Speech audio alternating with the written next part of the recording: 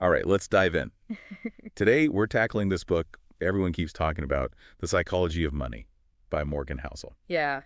It's got a lot of buzz. Definitely has. Yeah. And we're going beyond the hype to see what it's all about, see if it lives up to it. We've got our notes and highlights ready. Awesome. It's like your shortcut to financial wisdom. Exactly. It's not about those complex formulas. It's more about understanding yourself and the forces behind uh, why you make the decisions that you do.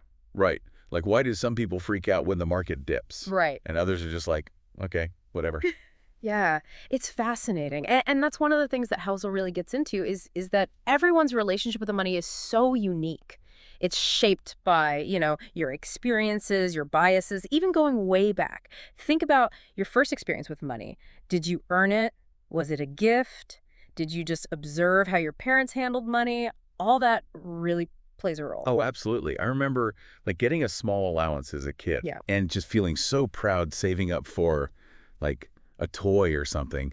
But my friend next door, she always spent it right away on candy. Yeah. So different even back then. Exactly. And those early encounters, even though they seem small, they kind of shape our financial worldview, Yeah. even years later.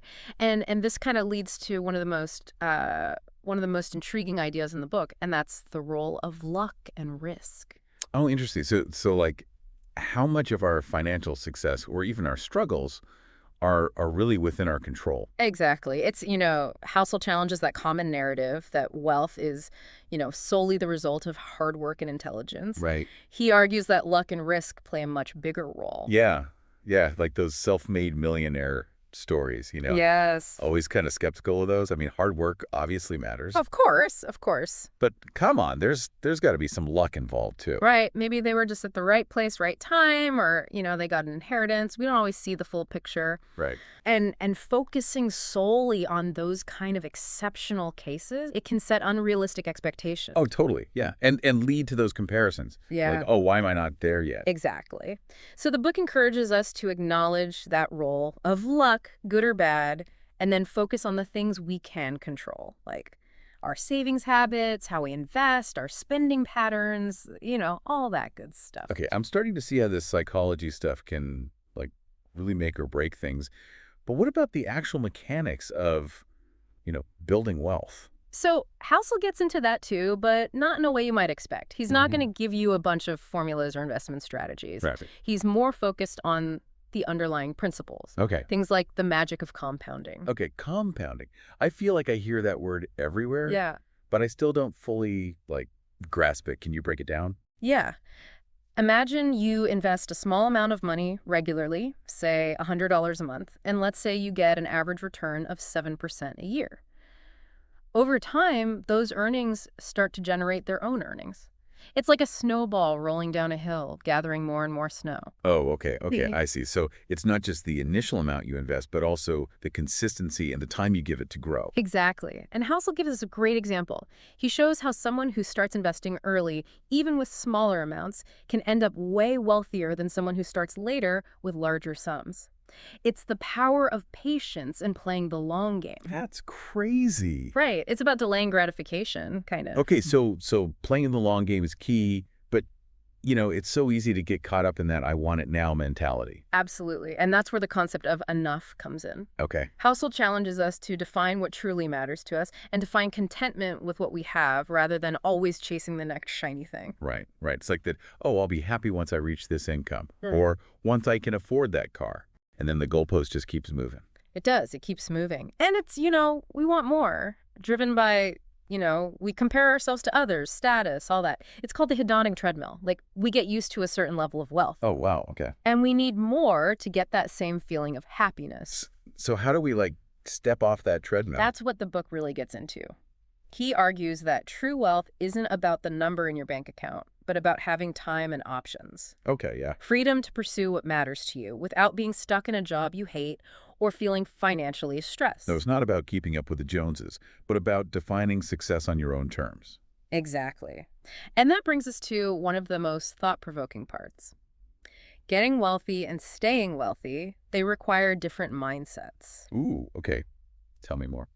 Building wealth might require risk-taking, Yeah. but preserving wealth, that demands humility, fear, even frugality. Oh, that's It's interesting. kind of counterintuitive, Yeah, right? yeah. Yeah. You think of like the stereotypical wealthy person, and like those aren't necessarily the first qualities that come to mind. Right. But it's about recognizing that preserving wealth needs caution, discipline, not chasing that next big win all the time. It's like you need to be bold to climb the mountain, but then you need a whole other skill set to stay at the top and not fall off. Exactly. That's a great analogy. Okay, so we've covered luck, contentment, this balance of building and keeping wealth. What about spending? It feels like there's a whole other layer there. Absolutely. Housel tackles that too. He talks about the man in the car paradox. Hmm. People spend to signal their worth to others, even if it doesn't make them happy. So like buying that fancy car to impress the neighbors, even though you hate the payments. Exactly. It's about projecting an image, often to people we don't even like. Oh, that's so true, yeah. And it leads to this keeping up with the Joneses cycle. We end up stressed and still not fulfilled. Ugh. It's like that saying, we buy things we don't need with money we don't have to impress people we don't like. Ouch, right. How do we break free from that? Household suggests we examine our spending habits. Okay. Ask ourselves, are these purchases aligned with my values? Yeah. Do they bring me joy, or am I trying to fill some void? It's about being mindful of the stories we tell ourselves about money. Exactly. Making sure those stories are helping us, not holding us back. Wow. It's crazy how much psychology is intertwined with our financial decisions. It really is. And we've just scratched the surface of the psychology of money. I'm ready to go deeper. We'll be back after a quick break to explore more of the book's wisdom and how it can help you make smarter choices with your money. Stay tuned.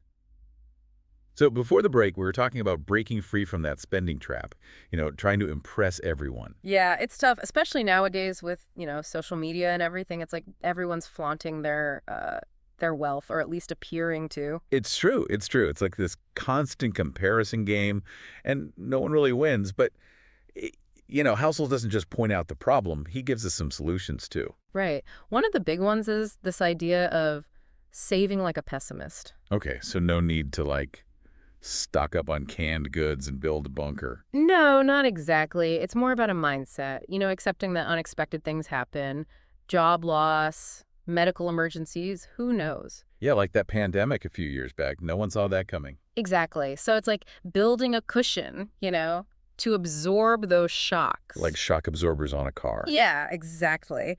Housel says having that safety net gives you so much peace of mind. Makes sense. You're less stressed about every little thing. Right. You can take risks, calculated ones, weather those storms, make decisions from a place of security, not fear. It's like knowing you have a backup plan makes you so much more confident. Absolutely. It allows you to, play the long game. And speaking of games, Housel talks about understanding what game you're actually playing. Okay, now I'm interested. What's this game about? He says different people are playing by different financial rules, like what works for, say, a venture capitalist might not work for someone who wants to retire early. Right, different goals, different timelines. Totally. So comparing yourself to someone in a totally different league. Yeah, that's a recipe for disaster. It's like trying to play basketball with football rules. It doesn't work.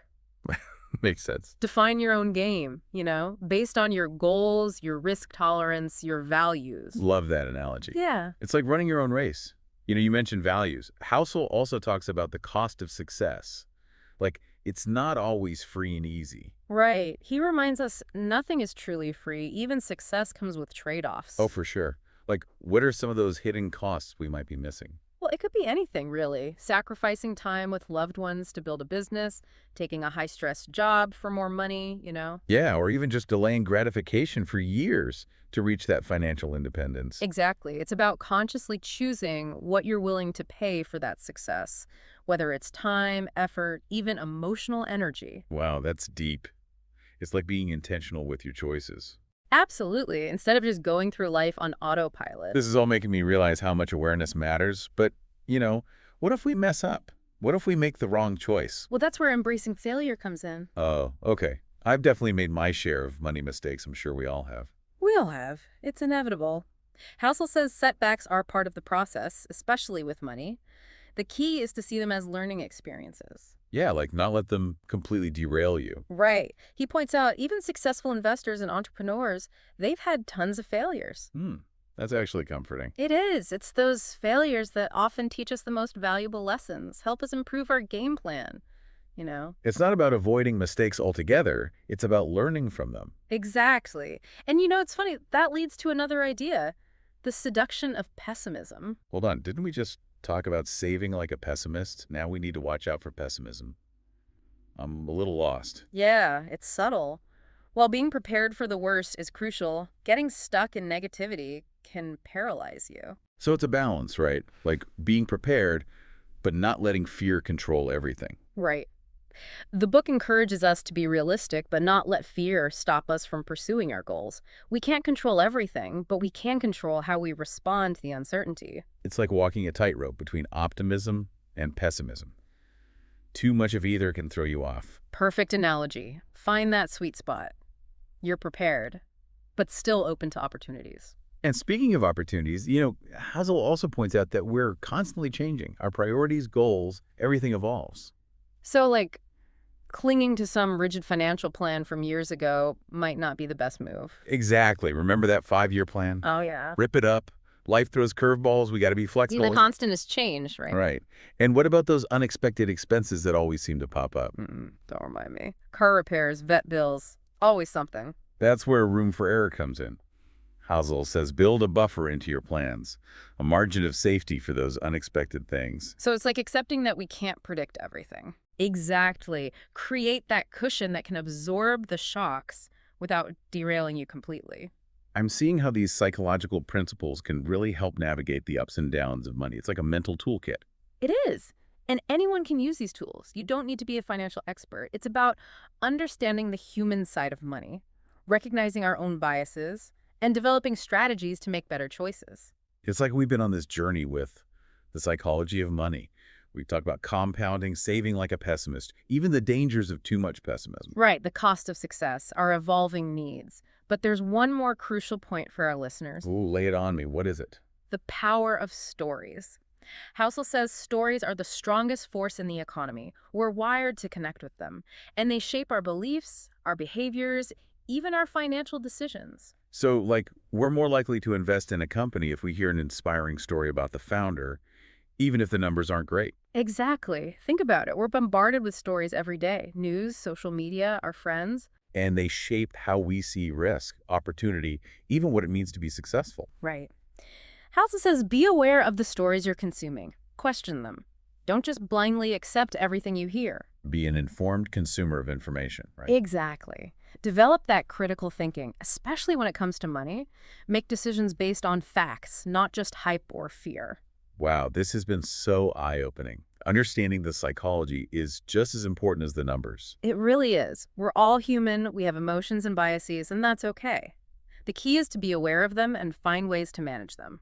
Well, we've explored so much from the psychology of money, but there's always more to learn. We're going to take a quick break, and when we come back, we'll have some final takeaways and actionable steps you can take to apply these principles to your own life. Stay tuned. All right, welcome back to the deep dive.